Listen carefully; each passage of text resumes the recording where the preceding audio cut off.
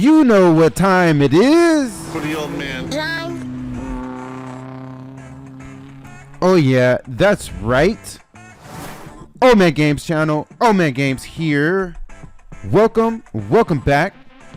This is MVP 07 NCAA Baseball Season number 3, episode number 17.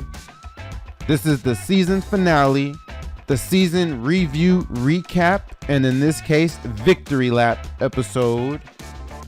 Oh yeah, for your national champion, New Mexico State Aggies. We did it again, y'all. We won our second, it's not consecutive, but our second national title in the last 3 seasons, which is pretty good. Also, real quick, gotta correct myself. I'm not sure if I misstated this, but I know I made the mistake in the thumbnails. But if I said previously that we won 3 conference championships in a row, that is not the case. It's the same as the national championship. So basically, last season we didn't win the conference championship. I don't know why I thought I did. I just reviewed that past episode and we did not. I should have had that in my notes. And in fact, I had it in my notes incorrectly, which is what I was working on. And then also, if you notice on the thumbnails, which I just corrected, I was showing that we had 3. I started to show, I want to say after episode 14, I was showing 3 championship trophies in the thumbnail. So I switched that up and made it correct. So now you'll see just 2 WAC conference championship trophies in the thumbnails from episode 14 through this current episode 17. So I just want to clear that up real quick before we hop into this episode. But what a phenomenal season, y'all. Oh, what a great season. As you can see, I already showed you the number ones everywhere. Number 1 in the conference, number 1 in the nation, but also a 50-10 record. The last national championship we won, that was our previous best record, and that was 45-15. This team only this team only lost 10 out of the 60 games that it played. So phenomenal effort by the squad. Couldn't be happier. So yeah, we did that. We did the damn thing. So let's go ahead and hop into this. The first thing we want to do is review some of our stats. Here's where the top 25 landed. We, of course, were the number 1 team. Looked like we had 8 more wins than any team closest to us. So we were definitely by far the best team in the nation, if you ask me, in my humble opinion. And then our conference standings in the WAC, 19-2 in the conference. The only thing I don't understand about this game is how, if you notice, we don't all play the same number of conference games. That's like the weirdest thing in the world to me. I don't know if that's a glitch in the game. See, some teams only play 21 games. Like we only played 21 games in conference. Other teams played 24 games. So that's just kind of weird to me. Maybe because we only have 7 teams in the conference. I don't know. I have not a clue. But yeah, but that's the case. But anyhow, we win the conference championship. So that's all that really matters. Can scroll through the other conferences. There's the WCC. Gonzaga won that. Oh, WCC has 2 divisions, the West and the Coast Conference. That's pretty dope. West Coast Conference, you get it? The West and the Coast, because WCC means West Coast Conference. So their divisions are West and Coast. I didn't realize that before, but that's pretty dope. So it looks like Portland and Gonzaga were the top 2 in each division.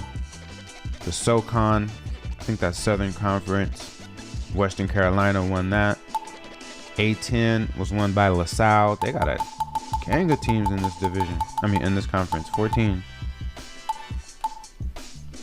ACC Oh, okay. I see. The WCC stole the ACC's setup, at least from this time. The Atlantic Coast Conference, their divisions are Coastal and Atlantic. So that makes sense. It looks like Florida State and Georgia Tech won their respective divisions over here. Damn, they played 28 conference games. Oh, and similarly, look at this. I don't know if this is the case in real life. This doesn't make sense to me. They don't all play the same number of conference games. Florida State played 28. Clemson. Oh, I wonder if that could be because they have a conference tournament though. So never mind on this piece. Anyway, in the Big East, looks like Seton Hall took that. How many teams? Okay, they got 12 teams. And you see they all play the same number of games, but that could be because they have an even number of conference teams, which is 12. In the Big Ten, Illinois ran away with that with a 16-9 record in the conference. Big 12, Oklahoma won that. The Big West looks like a tie here between Northridge and Pacific, but they put Northridge up top, so I'm gonna say Northridge won that. Conference USA was won by UAB, Alabama Birmingham. There's the other teams in that conference. Missouri Valley Conference was won by Northern Iowa. Mount West Conference was won by BYU with a 16-5 record in their conference. Pac-10 was won by California. Wait, who is the Pac-10 team who doesn't have a baseball team? Oh, I think it's Oregon. I don't know if that's still the case. I don't know if they have a baseball team now in real life, but they didn't back then. So Pac-10 only had 9 teams back then. But yeah, California won that. Patriot League was won by Bucknell. Call it Patriot League, but it's probably Patriot Conference. I only say Patriot League because I think it's in California. I'm originally from California. I think it's in Southern California at that. I think it's in Southern California.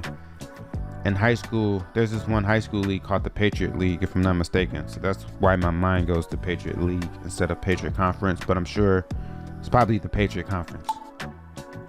SEC, they have 2 divisions, the East and the West. Looks like South Carolina won the East, Arkansas won the West.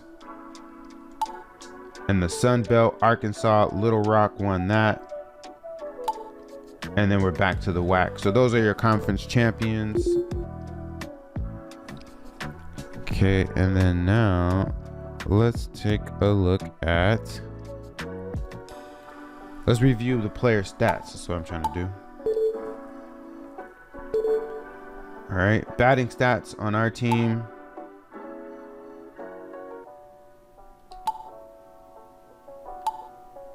Rebo and Callaway were the only 2 players who played every single game. First, let's look at the game stats. Rebo and Callaway were the only 2 fielders that played every game.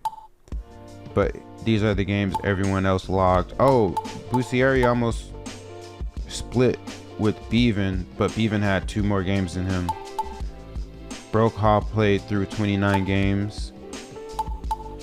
Cruz is crying, but he played in 19, or he had 19 games that he played in. I'm sorry, 20. I'm tripping. 20. And then you get into our pitchers who, they're not expected to be everyday guys. Sasaki, I can see him transferring. He only played in 13 games. Campbell, I kind of did him dirty. He didn't play all season long, and then I threw him into the College World Series for a game where he had 2 at-bats and struck out in both of them. I remember that vividly. And then these with zeros were our inactive / red shirt. Quintana was a walk-on red shirt. So looking forward to his career because he came in at a decent level. Does it show overall on here? No, I want to say his overall is like 70, 74, something like that. All right, so that's games played. Callaway had the most at-bats with 255. Here's everyone else and their at-bats.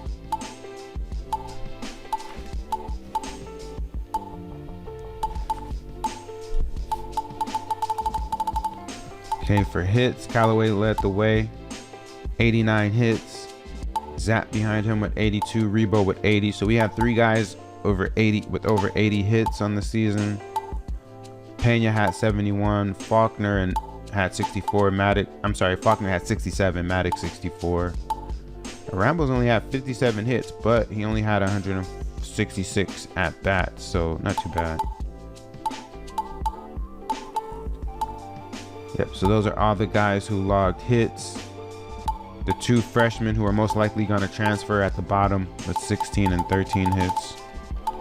Then our batting averages, Callaway had the best batting average on the team with 349. Hold up one second, I need to clear my throat. All right, I'm back, y'all. So yeah, Callaway had the best batting average, 349. We had quite a few guys with over a 300 batting average, which is pretty good. Rambo's was 343, Zap 337, Bussieri 336, Rebo 332, Maddox 328. The freshman who's most likely going to transfer, Sasaki 325, Tanner 317. That's pretty good for Tanner. I think he had over 300 the previous year as well. Pena with a 311 average, Faulkner, and then so that's what 1, 2, 3, 4, 5, 6, 7, 8, 9 guys over 300. Faulkner just missed the cut. He had 295. Brokaw, the freshman, true freshman, hit 277. Cruz, who's most likely going to transfer, I keep saying it, but 246 for him. Bevan had a horrific junior season with 209. He had the worst average, you could say, behind well, I can't even really count, where's the catcher at, Campbell, because again, he only had 2 at bats in 1 game, so I won't even look at that or consider it. Home runs, Rebo led the way for the team, 16 home runs. A phenomenal senior season for the third baseman. 332 average of 16 home runs, 62 RBIs, but we'll get to RBIs. Rambo was second on the team in home runs. He hit 9. He's coming back next season too, hopefully, knock on wood. He's supposed to come back. He's only a junior. Pena is a senior, so he graduates. He had 8 home runs. Then we had 3 guys here with 4. Zap, Callaway, and Bussieri all have 4 home runs. And they are all scheduled to come back as well. There are 2 juniors and 1 sophomore. So hopefully none of them transfer or retire or anything like that. They should all be coming back. All right, then Faulkner had 3 home runs. He should be coming back as well. This is actually a pitcher who doubled as a DH for us. Maddox with 2 home runs. The redshirt freshman, the true freshman Brokaw had 2. And then the junior Bevan only had 1 home run. For RBIs, oh, Callaway ended up overtaking Rebo. Rebo kind of disappeared on us in the College World Series in those last few games, even though we won the whole thing, but that gave Callaway an opportunity to overtake him. Rebo led the team in RBIs for damn near the whole season until the last couple games there where Callaway, like I said, overtook him. So Callaway ended up with the leader in RBIs with 64. Rebo had 62. And these guys are pretty much significantly led the team. As you can see, the third guy was 17 RBIs behind them, and that's Pena with 45. Rambo's at 44. Faulkner with 35. Zap with 34. Maddox had 27. Bussieri 27. Tanner had 26. Bevan had 20. Brokaw had 13 RBIs. Sasaki had 6 RBIs. Cruz had 5, and that was about all. All right, runs scored. Zap scored the most, our leadoff guy. He had 68 runs. Rebo had 61. And again, there's a pretty significant drop there, as you can see. It's like 14 difference between 2 and 3. Callaway had 47, Pena 43.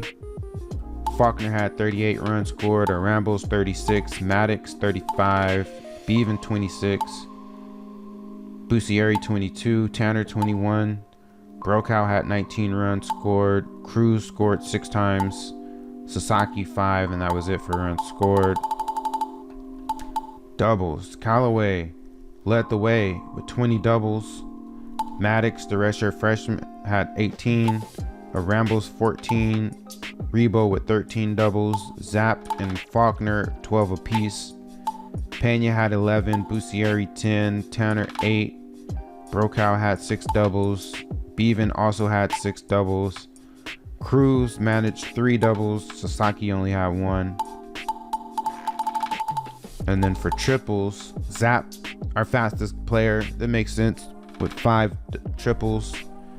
Callaway had 3, Rebo, Pena, and Bussieri had 2. Triples are kind of hard to come by, so kudos to these guys who were able to get multiple triples throughout the season. Sasaki, the freshman, actually had 1. Faulkner had 1. Brokaw, the other freshman, had 1. And that's it for triples. Total bases. Oh, okay, because Rebo had all those home runs. So Rebo led the way with total bases with 145. Because you think about it, a home run is 4 total bases. Callaway behind him with 127, Zapp 116, Pena 110, Arambles 98, Faulkner 90, Maddox 88, Bussieri 68, Tanner 47, Brokaw 40, Bevan 37, Cruz had 19, Sasaki had 16 total bases. And then strikeouts, Rebo led the way. He struck out the most, 58 Ks, so he was definitely swinging for the fences.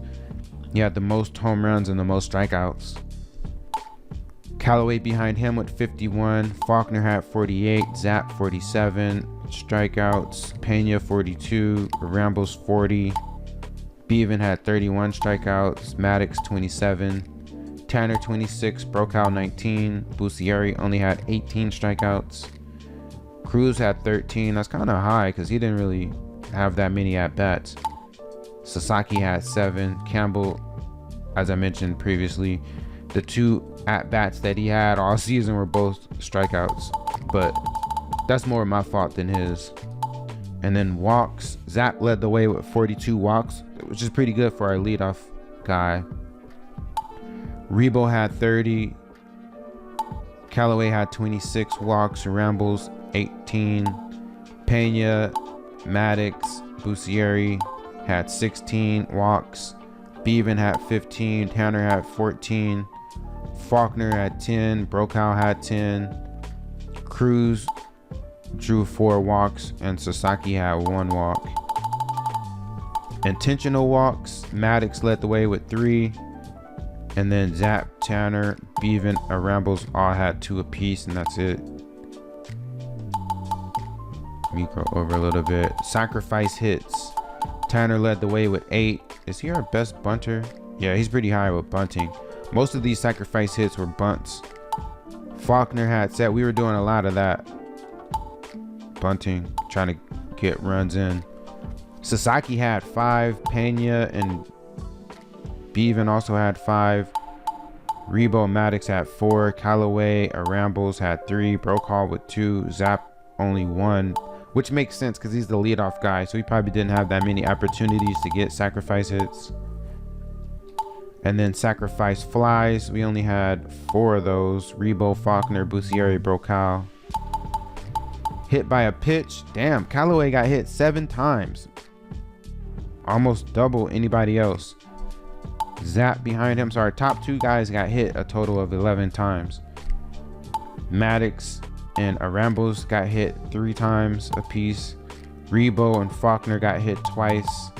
And then Pena got hit once. That's 1, 2, 3, 4, 5, 6, 7. So 7 of our batters got hit by a pitch. Total plate appearances makes sense. Our top 2 batters in the lineup had the most. Callaway with 291, Zapp 290. Rebo had 278 plate appearances. Pena 250. Faulkner 247. Maddox 218. Arambles 190. Bevan with 154, Tanner 145, Bussieri 142, Brokaw had 107 plate appearances. Cruz had 69. Sasaki had 46. And Campbell had the 2 that I mentioned. On base percentage, Zapp led the way with 443. You can see the rest there.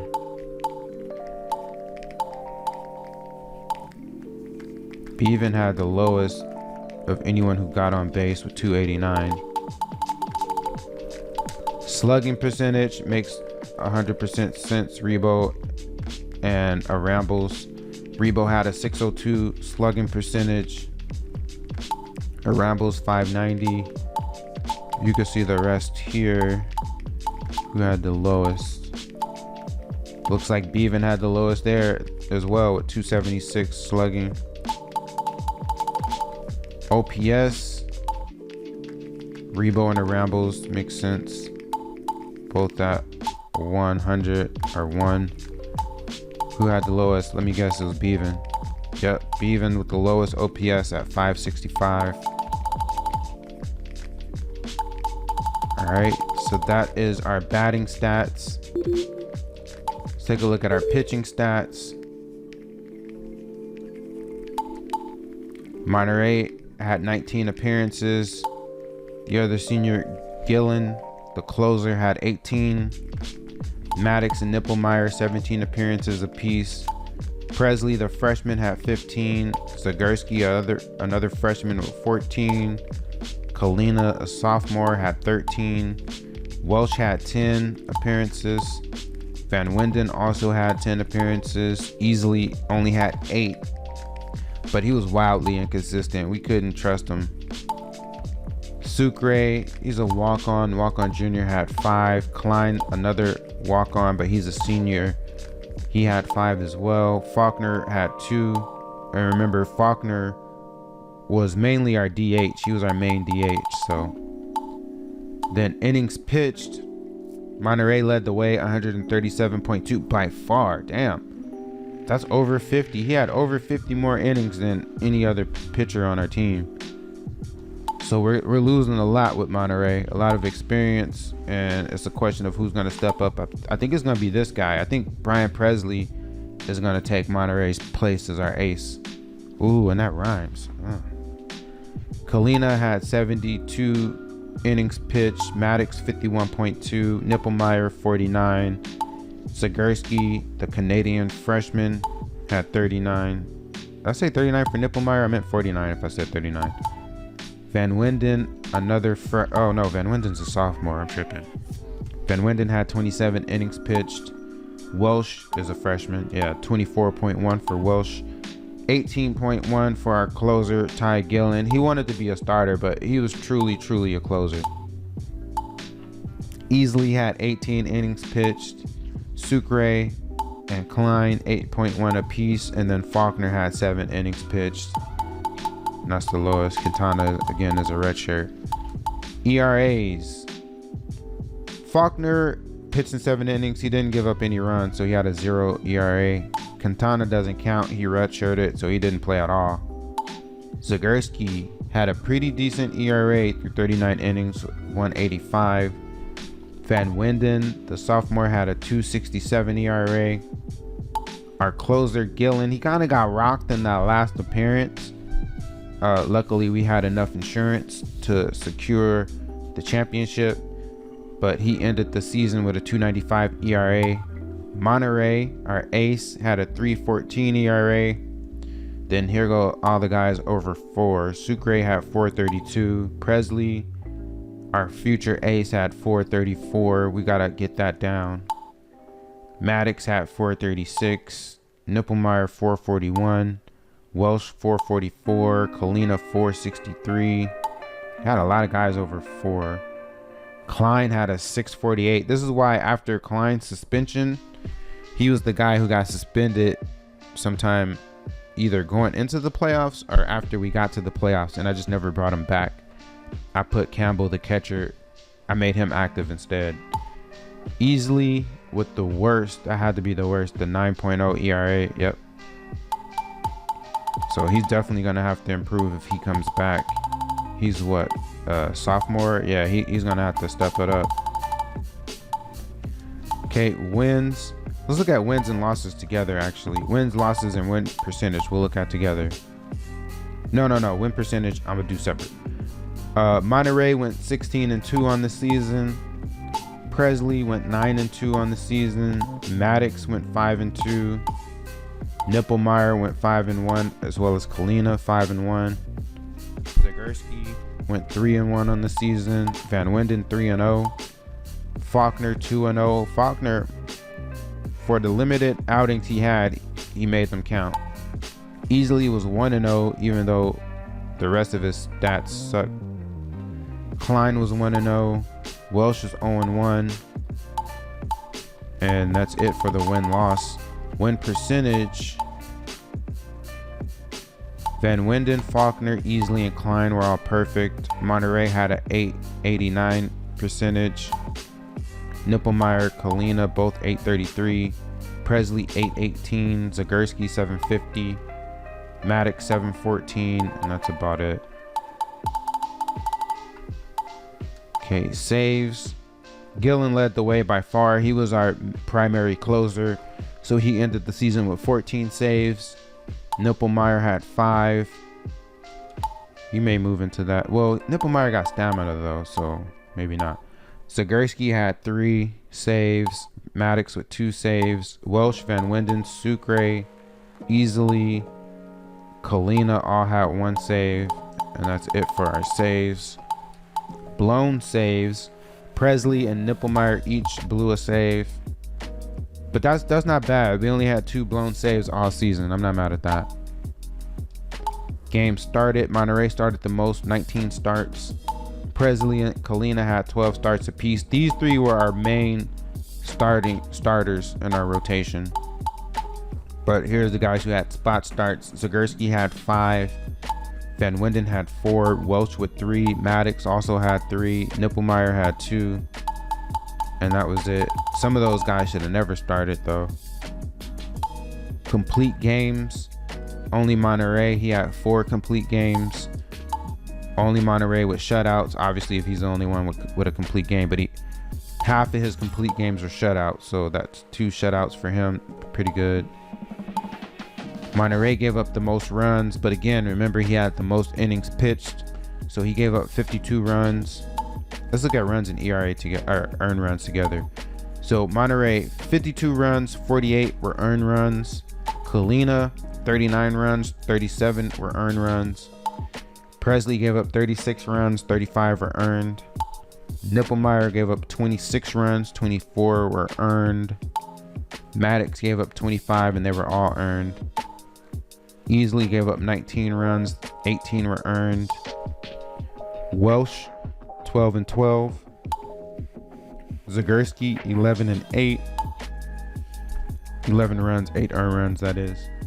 Van Winden gave up 9 runs, 8 were earned. Klein gave up 7, 6 were earned. Gillen only gave up 6 runs, all 6 were earned. Sucre, 4-4, and that's it. And then strikeouts, Monterey by far, but I keep repeating that he had the most innings pitched, but he had 125 K. Let's look out.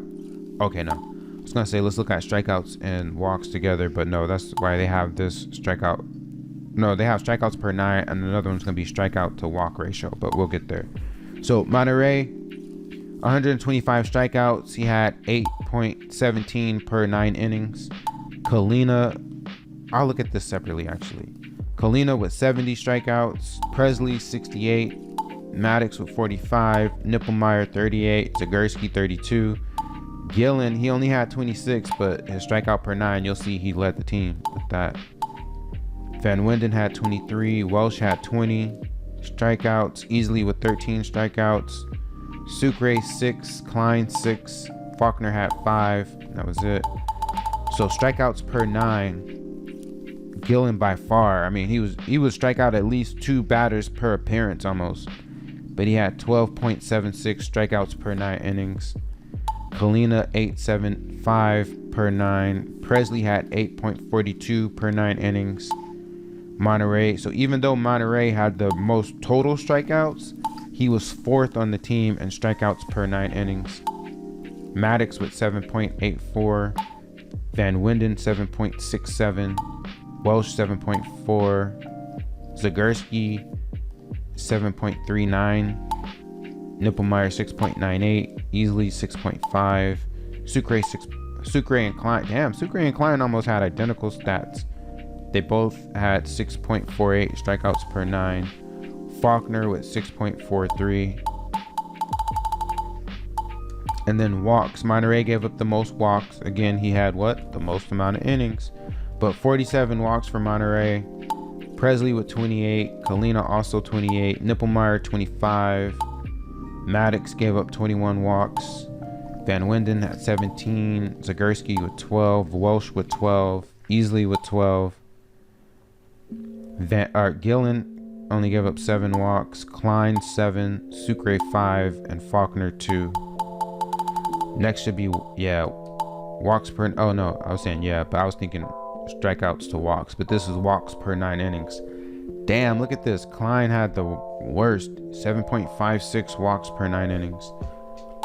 Easily, see that the guys with the most walks per 9, you could say they had control issues. Easily had 6. Van Winden 5.67, Sucre 5.4. I prefer something under 4. Anything under 4 I feel like is good. Anything over 4 and above, not so great. Nippelmeyer 4.59, Welsh 4.44, Maddox 3.66 walks per 9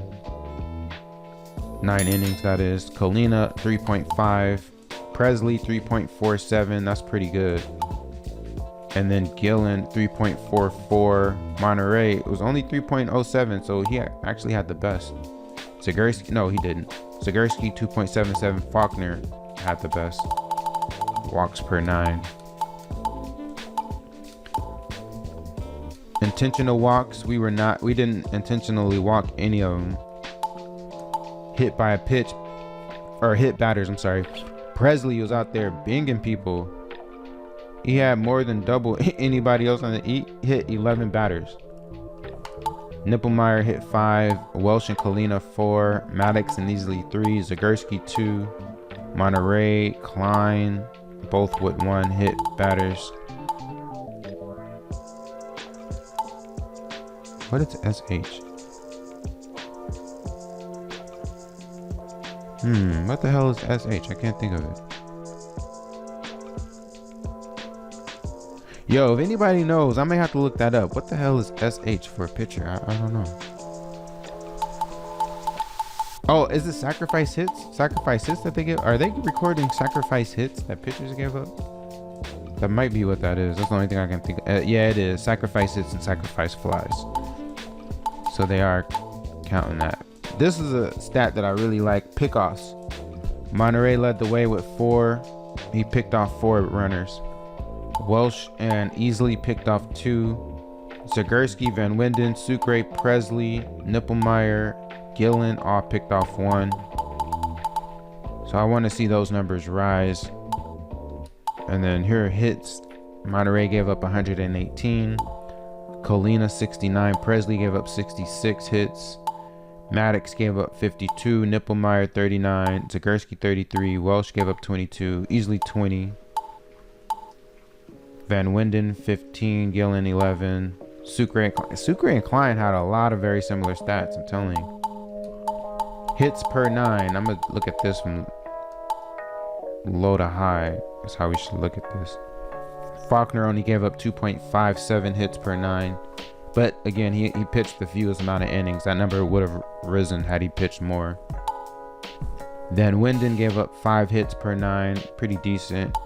Gillen 5.4, really decent. I think anything 5 and below is really good. 5.4 is not too bad, not too shabby. Nippelmeyer gave up 7.16 hits per 9. Zagurski 7.62.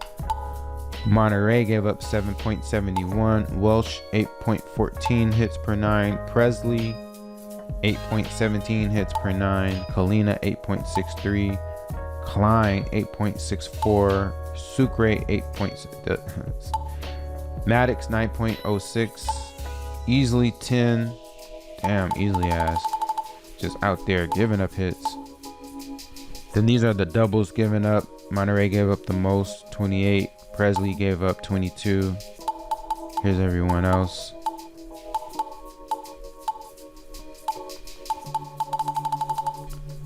Triples given up. Monterey and Maddox both gave up 3.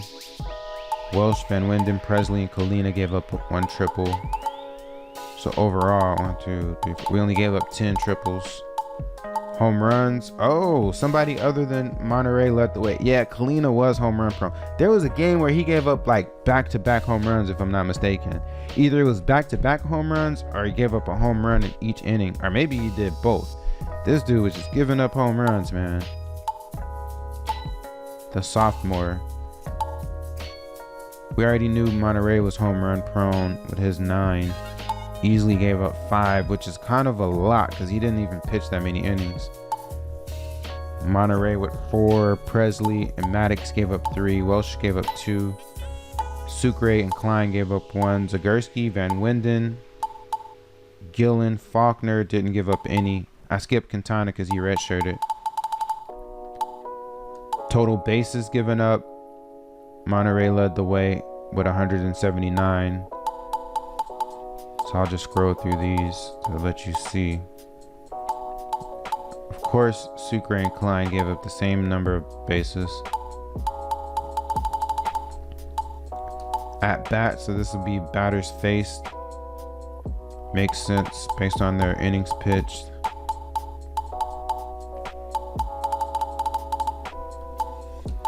Averages. So this is opposing batters' batting averages against the pitchers. Faulkner had the lowest, but he had the least amount of innings as well. Van Winden did pretty good, 161. Gillen, 177. Of course, anything under the Mendoza line is good. Nippelmeyer had a 219 opposing batting average, decent. Zagurski, 229. Monterey, 233. Klein, 235. Presley, 244. This is good. I don't see anybody yet over 3. Maddox is close. Oh, here we go. Easily the only guy. He's also the guy with the 9.0 ERA as well. So he definitely is gonna need to improve.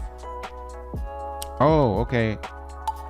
I guess there's a difference here for the pitchers between at bats. And I was thinking, so total plate appearances must be the number of batters they faced. Oh, okay. I guess they're taking out the walks then. OBP for these guys. I'll just scroll through it. Easily, of course, had the highest. Slugging. Let's just scroll through that. I'm sure easily had the worst. Yep, what do you know? OPS. I'll just scroll through that as well. Easily had the worst. What do you know? Whip. Faulkner and Gillen both below 1. You got to take Faulkner with a grain of salt. He literally only pitched 7 innings. Gillen, though, with a .98 is decent. Zagurski, 1.15. Van Winden, 1.19. Monterey. This is really good for Monterey because he pitched the most number of innings. So a 1.2 whip is really good. Presley, 1.29. We got a lot of guys under 1.5. Nippelmeyer, Colina, Welsh, all under 1.5. Not until we get to Sucre. He's at 1.56, easily 1.78, and Klein 1.8. Decent whips all around. So those are our pitching stats. Oh, base running stats. Yeah, let's see this.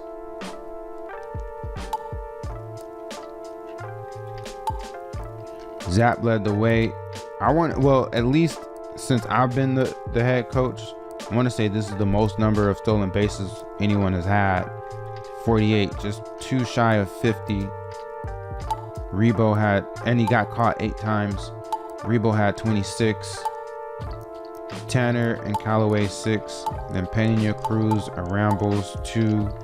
Maddox and Faulkner, Bussieri, Procal all had 1. Now, all these guys, other than Zap and Rebo, all of their stolen bases came on hit and run, because I didn't do any flat out steals with them, but I did with these two. Plus the hit and run stolen bases that they got. Caught steals, Zap got caught the most, but we took the most chances with him. He was the fastest guy on our team. I want to say he's the fastest at this point.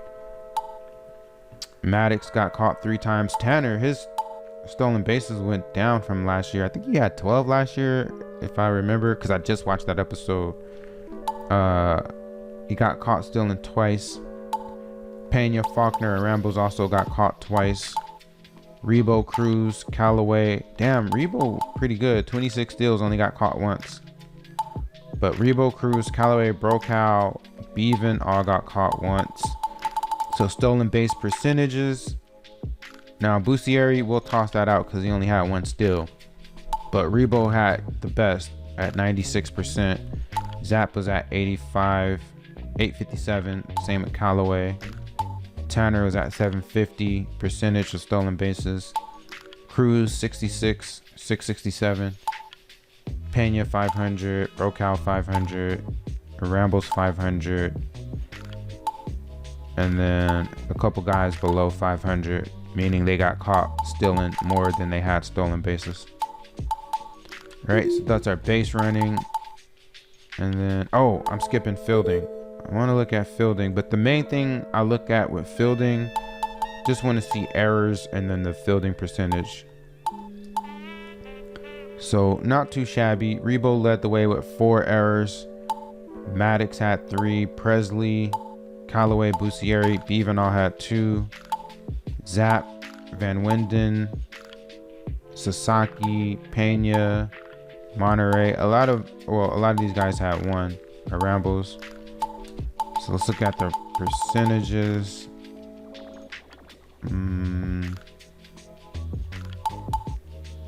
Tanner did pretty good with a fielder. These 2 guys are pitchers, so I'm just gonna focus on the batters, or the fielders, I should say. Tanner didn't have any errors out in left field all season, so that's great. Kurt Cruz, the freshman, didn't have any errors behind the plate in the 20 games that he played. Brokow. So we didn't have any errors in left field between the 2 of those guys. Pretty good. Rambles only had 1 error all season, so his fielding percentage is 997. Let me just put this up. Maddox had 3 at first base. His percentage is 995. Pena only had 1, but his percentage is 993. Sasaki, the third base freshman, 989. Zap out in center field, he had 1 error, so that puts his fielding percentage at 987. Bussieri had 2 over there at shortstop, he was at 979. Bevan had 2 at second base, he's at 979 percentage. Rebo at 4 errors at third base, but his percentage is still pretty decent, 978. That's a pitcher. Callaway had 974, so he had 2 errors out there in right field. Again, I'm not looking at the pitchers. Okay, Mangles was an inactive guy, so is Hernandez. Those are inactive walk-ons right here. And I think they're all, oh no, they're redshirt freshmen because they redshirted last season. All right, so that's our fielding. Another thing I want to look at is the leaders. Just want to scroll through the leaderboard real quick to see if we had any guys in the top 12 in any of these categories. So not an average. Home runs. Wait. Oh yeah, okay, I'm about to say. Yeah, Rebo was number 8 in the nation, or actually tied with number 5 in the nation with 16 home runs. Actually, that's tied with number 2 because these 4 guys are tied at number 1. So Rebo was pretty high up there with the home runs, as you can see. RBIs. Callaway was 2 in the nation. Rebo was 3. Now, granted, we played more games than anybody else potentially on this list. because we went all the way to the finals. Who did we play? I think wait, did we play Air Force or Navy in the final? I can't remember now. But that's that. Stolen bases. Damn, this dude Helm from Louisiana Lafayette had 62 stolen bases. That's 14 more than the guy behind him, which is our guy, Zap. Zap ended the season number 2 in the nation with steals. But again, he played way more games than this guy. But look, I think I may have shown this before. This dude right here, insane. Look at this, y'all. 99 speed, 99 aggressiveness, and 99 base running ability. This is the best base runner in the nation, the senior, so he's gone. Okay, run score. Oh, look at this. Zap led the nation in run scored. Rebo behind him. Again, granted, we played the most amount of games, so take that with a grain of salt, but still. Okay, hits. Callaway, number 3 in the nation, 89 hits. Zap was number 7 in the nation with 82. Rebo was number 12 in the nation with 80. Some of these guys, it might be higher than that if you take into account the ties. Because look, number 1 and number 2 were tied for number 1. So Callaway really is number 2. Then these two were tied. That's what you can say is tied for number 3. This would be the true 4. So Zap is really number 5 in hits, or tied for 5. All right, doubles. Who led the nation? We got any guys? Nope. Cool Ball from Marshall had 27 doubles to lead the nation. Triples. Oh damn, a dude from Tech had 11. What is this speed looking like? Wait, is it on it? Yep, another 99 speed guy. 99 speed, 99 aggressiveness. So that led to his 11 triples. I don't see Helm in the top 10. None of our guys are in the top 10 on triples. Walks. None of our guys are in the top 10. On base percentage, none of our guys in the top 12. Total bases. Rebo was number 4 on the list with 145. Slugging percentage, we didn't have anyone in the top 12. Okay, that's it for the batting leaders. The pitching leaders. ERA, now that's kind of hard to look at because I don't know if they have like a qualification for innings pitched here. I'm not sure, but we don't have any guys in the top 12 on ERA. Wins, Monterey led the nation. He and Valdez from Rhode Island. And we played almost about the same amount of games. We played, what, maybe 3 more games in Rhode Island? But yeah, Monterey with 17 wins. Great job. Saves. Gillen did not make the top 12. The top 2 guys had 20 apiece. That's good. Opposing average, Van Winden. Wow, look at that. Van Winden is number 3 in the nation. And opposing batting average. Strikeouts. Did we get anybody in the top 12? No. The leader had 169 Ks. That's Beltray from KU. Walks. Who had the most walks? Let's look at it like that. Oh no, they're not gonna sort it that way. Complete games. Monterey barely made that list with his 4 complete games. Same here. You don't see Monterey here, but you know he had 2, so he's tied with these guys on the list. Innings pitched, Monterey was number 6 with his 137.2. Valdez from Rhode Island, who was in the College World Series, he had 169.1 innings pitched. All right, that's it for the leaderboard. I'm not gonna go too deep into career stats, although I do want to check out the stats of our seniors. Let me just scroll through.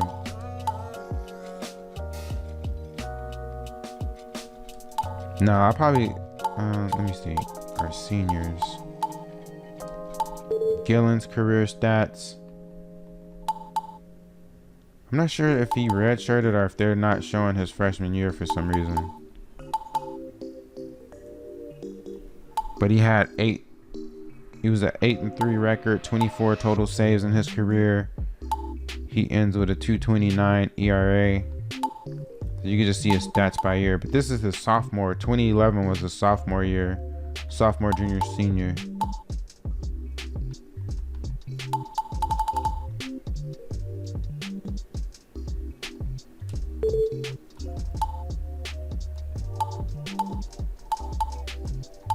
Oh, I want to see Monterey. Damn, why are they not showing their sophomore year, man? That might be a glitch in the game. I mean, the freshman year. It starts at his sophomore year for some reason.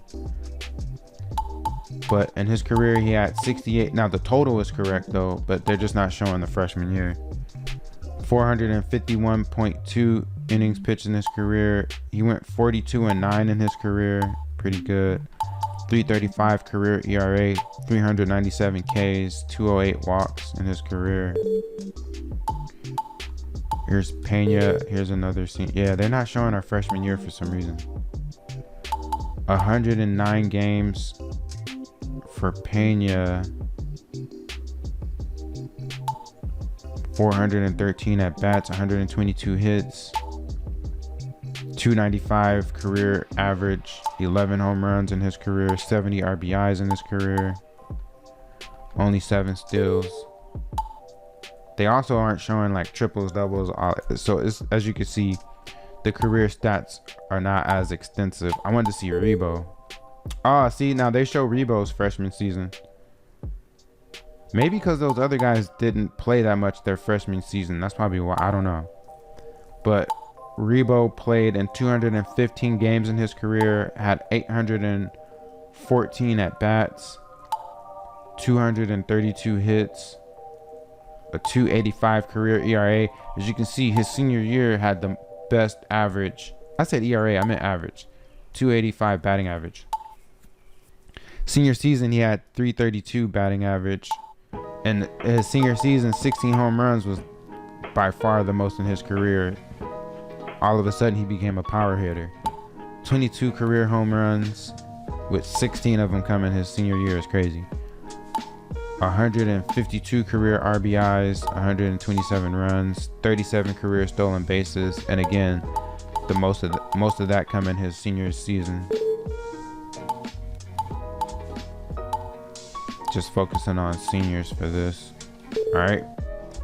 Now, let's go through the awards. Look at the award winners on the season. Let's see here. Also, I'm gonna take notes as I go through this, update my notes.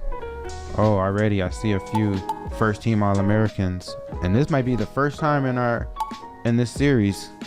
I gotta go back and check the 2011, which would be season 1, YouTube season 1. I gotta go back and check those. I don't think we had any All-Americans there. I just don't have it noted in my notes. But let's see. Rebo was first team All-American. 2 of our 3 outfielders are first team All-American. So that's 3 right there. And then Monterey, that's 4, our pitcher. So we had 4 first team All-Americans. Phenomenal. Second team All-Americans. Oh yeah, I definitely can see Conley, the Rhode Island catcher, being... Who's the first team? Okay, we didn't play OU. Finley must have been pretty good, though. Yep, look at that. 99 throwing strength. Ooh. But yeah, Conley was pretty good. He also had 99 throwing strength. He was pretty good when we played Rhode Island. We almost lost to them because of that. Or we did lose one, but I'm saying they almost eliminated us. Is what I'm trying to say, rather. Second team All-Americans, none. But that's okay. We had enough on the first team to cover that second team. Third team All-Americans, none.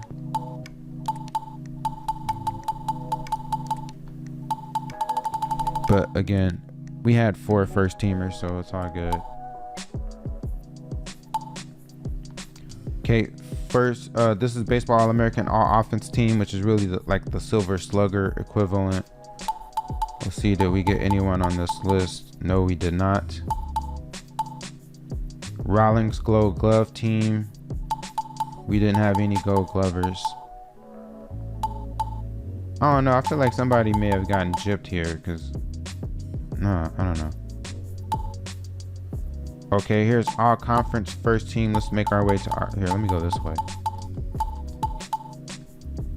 Oh, damn, we filled up this board. 1, 2, 3, 4, 5, 6, 7, 8. 8 first team all conference players. It's 2 more than we had the previous season. Pretty good. Second team all conference, Tanner made it. Colina, Maddox, and Van Winden, so 3 of our pitchers. So we have 4 total second team all conference players, which is 1 less than last year. Third team all conference. Damn, how in the hell did Bevan, that must have been for his fielding. It's definitely not for his hitting. Bevan somehow made third team all conference. Bussieri as well. And then Gillen. So that's 3 third team all conference players, which is 3 more than we had last year. Then Baseball America all conference freshman team. I don't know why they break up. Oh, all conference. Yeah, I don't know why they break up the freshman teams. Oh, why did I go there? But that's fine. Maddox, the redshirt freshman, made the team.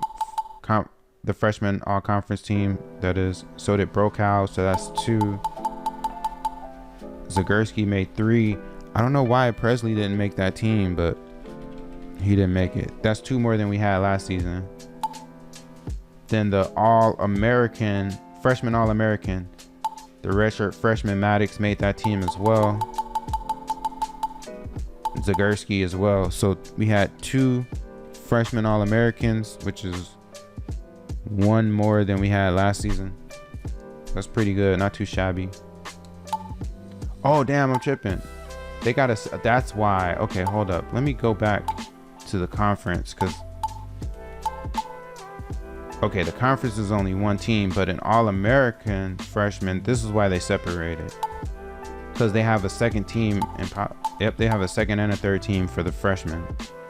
So second team freshman All-American, none. Third team freshman All-American, Brokow. Okay, that's why they do that. Okay, that totally makes sense now. I was wondering why they broke it up, but that's why they break it up. All right. Then we have the Baseball America Freshman of the Year. Maddox was 3rd on the list, but he did not win the award. But top 10 is decent, though. The Roger Clemens Award. Monterey got snubbed again. I think this is the 2nd year in a row he came number 2. I could be wrong, though. I may have to double check that. But Monterey did not win it. It goes to this guy who had a 14-5 record and 130 innings pitched, 145. Oh, it was the ERA that did it. He had a much better. He had like half, maybe even more than half of Monterey's ERA. Okay, Conference Player of the Year. Rebo. Oh, Rebo was the Conference Player of the Year. That totally makes sense with all those home runs. We had half of the list was our players for the Conference Player of the Year. Baseball All-America Offensive Player of the Year goes to Finley from OU. The catcher, he was also on the Silver Slugger team, if I'm not mistaken. Most Outstanding Player, Finley won that as well. But we did have 4 guys on the list. Conference Pitcher of the Year, it got to be Monterey. Yep, Monterey won that. That makes sense. We expected to win that for him. Conference Freshman of the Year. Maddox won that. That makes sense. Brokow was behind him. Zagurski was also on the list. But yeah, the redshirt freshman Maddox, he was really good. 328 average, 2 home runs. Yeah, he earned that. You already know we won the College World Series. We're the national championships for the second time in 3 years with a 50-10 record, 5-2 in the College World Series. We already seen this, I think, in a previous episode, but we can go through it again as we're going through awards. Monterey won. This is basically like I think this award is this John D. Dicing Award. I want to say that's like the MVP of the College World Series. So that went to Monterey. Had a gang of guys on this list from our team. That's what, 3, 4, 5, 6. So 60% of that list were our players.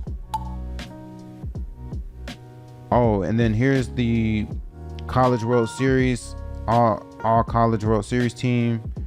1, 2, 3, 4, 5, 6, 7. We had 7 guys on there. But yeah, Arambos, Maddox, Rebo, Pena, Zap, Callaway, and Monterey. Great job. All right, and then we're back at the top. So yeah, y'all. Oops, not that. I was gonna go through the playoff tree, but we're already over the 1 hour mark. I didn't necessarily think this episode was gonna take that long, but I previously went through the playoff trees before, so I don't think there's a need to really review that again in this episode. So I'll go ahead and wind things down here at this point, but it was a great season, another great season in the bag, another championship season in the bag, and all those awards that we collected. So this is a great job by the team. Looking forward to the next season. As we did the last time, may take a little bit of a break, but not too much. Similar to the college basketball series, I'll probably come back with this series maybe sometime in May, if not probably even sometime in late April, but we'll see. So yeah, y'all, another great season in the bag. Like I mentioned, I'll go ahead and shut things down now. You know who it is. For the old man. That's right, it is I, OMG. Make sure you bang on that like button, bang on that subscribe button. Also, drop me a comment down below. Let a brother know. Thank you for hanging out with me to this point of the presentation and to this point of the season. Felt like we did a great job. I felt like you could say we are officially an elite program, but I'm not done yet. Oh, I'm not done yet. I want to win like a bunch of championships in a row, and with this 50-10 record, I think we can do even better than that, because we didn't even have like I don't think we had elite batters, but I don't think we completely had an elite pitching staff from top to bottom. So imagine what we could do when we have that, you know. But all right, y'all, that's it for this one. Until the next time, peace.